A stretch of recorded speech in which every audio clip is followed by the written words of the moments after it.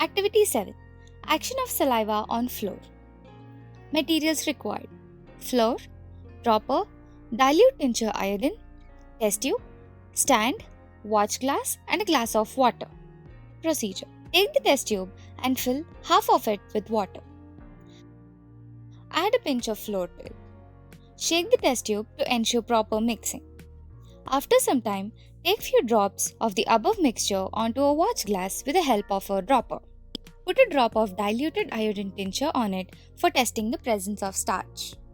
We can observe a blue-black color on addition of iodine tincture indicates the presence of starch.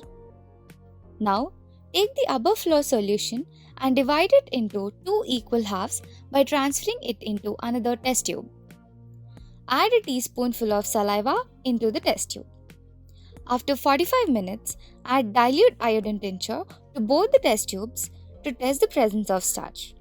We can observe that the flour solution with saliva do not show any color change.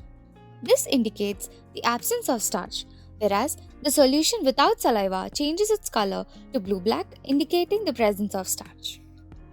Conclusion: the color of the solution with saliva doesn't change to blue-black color, which indicates the absence of the starch.